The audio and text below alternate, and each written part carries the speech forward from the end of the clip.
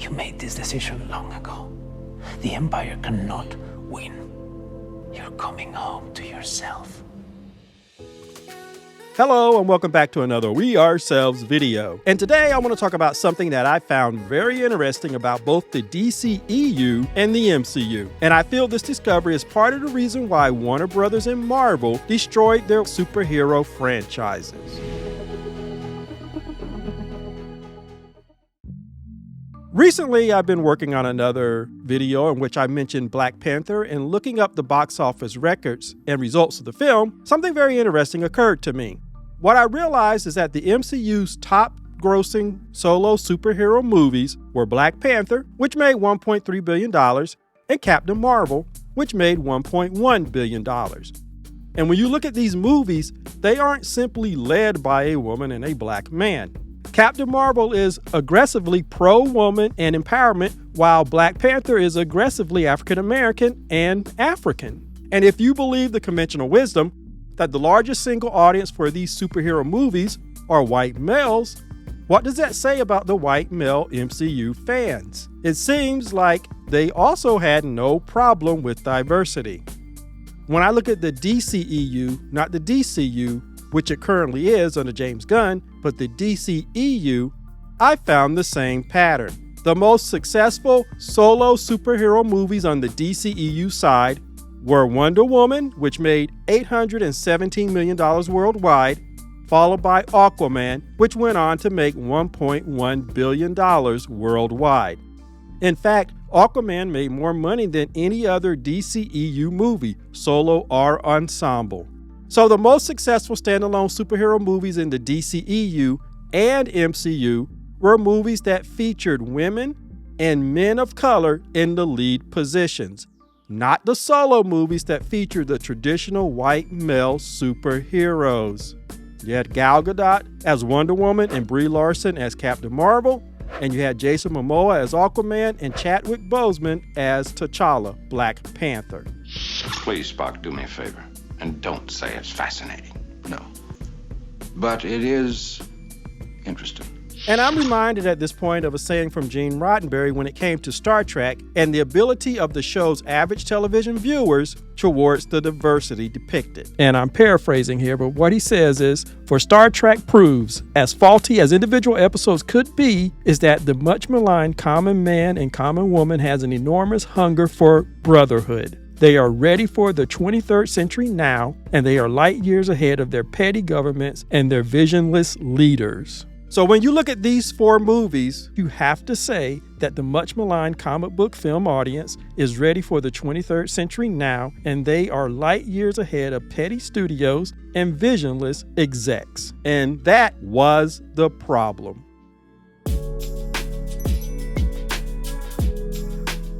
These four movies being successful as they were was not the plan, because that's not how it's supposed to work. As we seen with Black Panther in the headlines at the time, that film was set to change the way Hollywood made films forever. Why? Because Black Panther disproved the lie that a black-led movie, a aggressively pro-black movie, pro-African movie, those weren't supposed to succeed internationally. By extension, the success of the first Wonder Woman movie and Captain Marvel movie proved that female-led superhero movies could also succeed financially around the world. No longer could the execs at both companies hide their racism and bigotry behind fake financial facts. But be that as it may, the studios had to nullify the excitement and the unity that these movies created around the world. And so they commenced to attack the problem in two ways. First, they would make sure that the sequel to these movies failed and failed big. That way, the first movie was just a fluke. It was lightning in a bottle, a rare cultural touchstone. You know all the BS people spout to play off the real reasons why these films succeeded. And the second way that they would accomplish their mission, they would do everything in their power to make sure that the solo superhero movies led by white male heroes were as successful, or even better yet, more successful. After all, they had to prove that the white male was better. That strategy was spectacularly successful and tragic at the same time.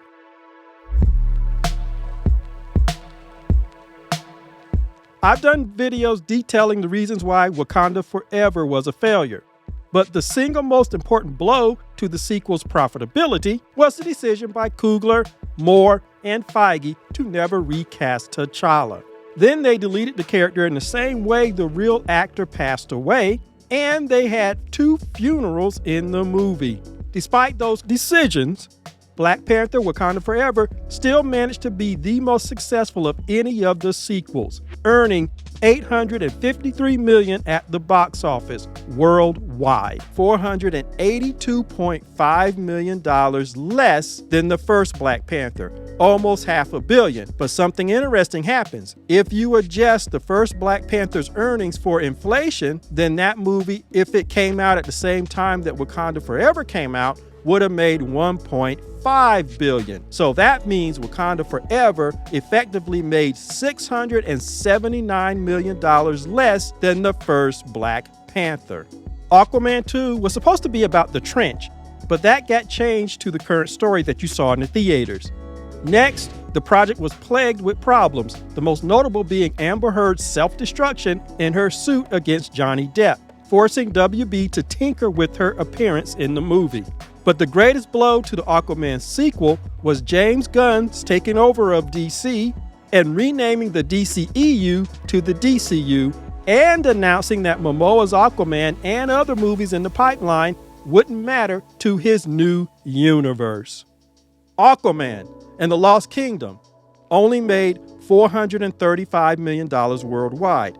That's $692 million less than the first Aquaman movie. Wonder Woman 1984 was a huge disappointment to me. Director Patty Jenkins decided to move away from the more serious tone of the first Wonder Woman, something that plagued the other DCEU films that did the same thing, and she decided to go full camp. Complete with a weird story with questions of SA, the final blow was WB's decision to do day-and-date releases in both the theater and on the streaming service. As a result, Wonder Woman 1984 made $169 million worldwide. That's $648 million less than the first Wonder Woman movie. Brie Larson was the biggest liability to a Captain Marvel sequel. Her comments and dealings with the fans didn't help at all. So Marvel added 2 more women to the movie. Miss Marvel off of her Disney Plus show, and Monica Rambeau, who was introduced in the WandaVision show. But the movie went through many changes, plus the director, Nia DaCosta, had her plan for the movie sidelined by the studio. It was bad, and the box office was the worst of any sequel. The Marvels, the sequel, sort of Captain Marvel, only earned $199.8 million worldwide. That's a whopping $929.7 million less than the first Captain Marvel movie. Almost $1 billion less. So studio interference led to a massive loss of revenue from the sequels of some of the most successful superhero movies ever. That wasn't a coincidence. That was planned. It is the ultimate example of them wanting to control the image more than make money. The second strategy to deal with the success of this diversity in both the DCEU and the MCU was to make sure that they did everything in their power to promote and scale up the solo superhero movies led by white males. You know, whatever the heroes of color or women can do, we can do better idea. I call the strategy throwing everything and the kitchen sink at these movies. For example, in the MCU, you had Doctor Strange, who brought in Wanda, or Scarlet Witch, who was hot off the success of her Disney Plus show.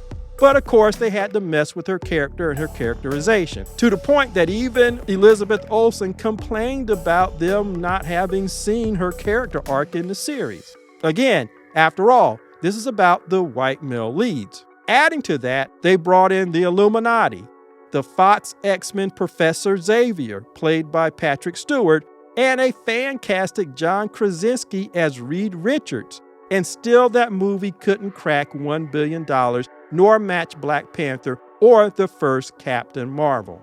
They made a second attempt with Thor 4, bringing in the God Butcherer, a very popular storyline from the comics, and ironically butchering the character. They had Lady Thor, and they have Love, and they had a cameo by Guardians of the Galaxy, but still that movie did not make over $1 billion. But finally, they hit on a winning strategy, and that was to increase the non-MCU characters and cameos in a movie, which should have been a solo movie. So you had No Way Home, who had to get 2 other living Spider-Men and 20 years of Spider-Villains, cinematic Spider-Villains, by the way, in order for it to outperform Captain Marvel and Black Panther. And of course, you had Deadpool and Wolverine. Even though it was the third Deadpool movie, it was a team-up movie, and they needed not only Hugh Jackman's Wolverine, but 20 years of Fox X-Men cameos and an army of Deadpool variants in order for it to even match the box office of Black Panther. Unfortunately, on the DCEU side, because they didn't have a prior 10 years of success like Marvel had, when they broke the sequels to their best performing movies, their entire house of cards collapsed. And maybe it was just as well that they didn't try a Man of Steel 2 and a solo Batman movie. Although they tried their version of the everything and the kitchen sink approach with The Flash, starring Ezra Miller. Not only did they have 2 Barrys and a Reverse Flash, all played by Miller, they had no less than 3 Batmen. Ben Affleck's Batman, the iconic Michael Keaton Batman from the 80s, and a cameo from George Clooney's Bruce Wayne. They even threw in Zod from Man of Steel, but no Henry Cavill, Superman's cousin, Kara, and a whole host of former Supermen, including the failed Nicolas Cage version of the superhero. And if that wasn't enough, the current DC execs defended the movie and the star despite allegations and charges that far outstripped anything that Jonathan Majors was accused of doing and fired over. And the incoming DC Studios head, James Gunn, declared The Flash the best comic book movie ever. What your ass say?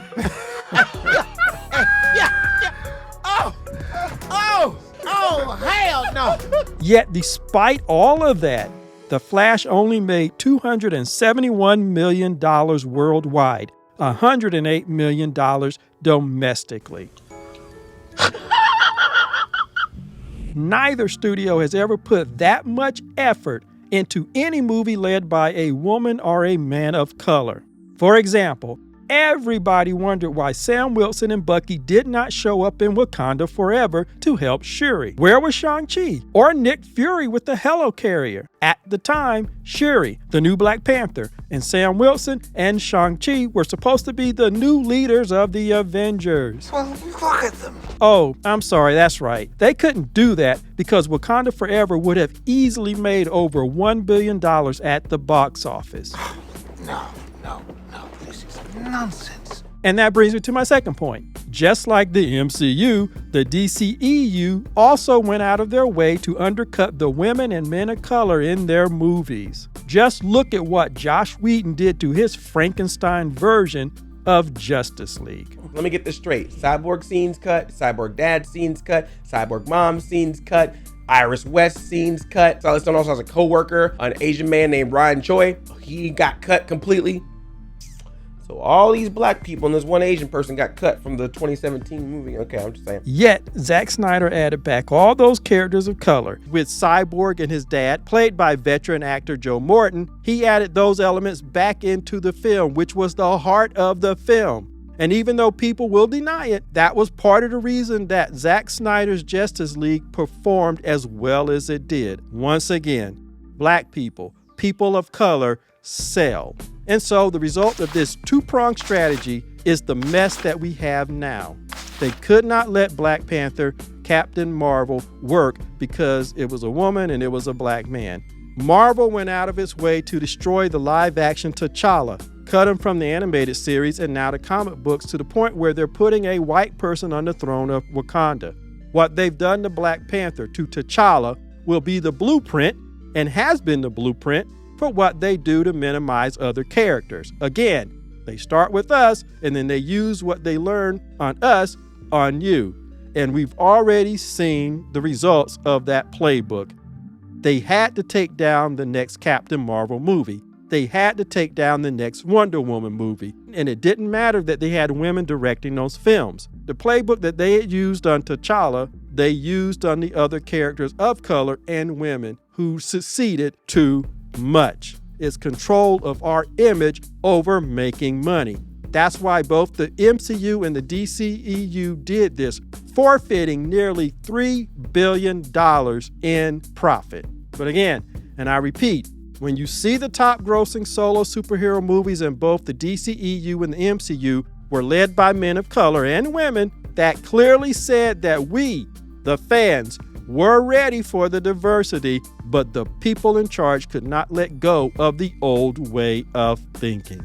And so they absolutely wrecked both the DCEU, giving us James Gunn and what he's gonna do, and they wrecked the MCU, leaving it on life support. They are not ready for the future. They are trying to hold on to the past. But the problem is, first, they don't have the talent and ability to do it. Second of all, the world is ready to move into a brighter future and are willing to accept diversity. Third, it has always been the case in America when they run something into the ditch, whether it's the economy or a company, they have always turned to black people to save them, which is why I will admit that yes, Hollywood may be afraid of the deal that Warner Brothers gave Ryan Coogler because all they were doing was saying to Ryan Coogler, help. Had this been an actual emergency, y'all would have been eaten. Cause you don't listen. Save us, Mr. Black Man. And Ryan Coogler delivered a box office success. That is the way it has always been done. And that's why those people are afraid, because we are in a new age. And if they make that mistake and they have another Black Panther or they have another Blade or they have another Aquaman 1 or Wonder Woman 1 or Captain Marvel 1, then the results might be out of their control because we are in a new age, a new era, and it's more dangerous for them to allow us to have that kind of success. It is control of image over making money. So anyway, that's what I wanted to talk about. As always, you can tell me what you think in the comments. Let me know, like, subscribe, and share, and I will see you in the next video. The sleeper has awakened!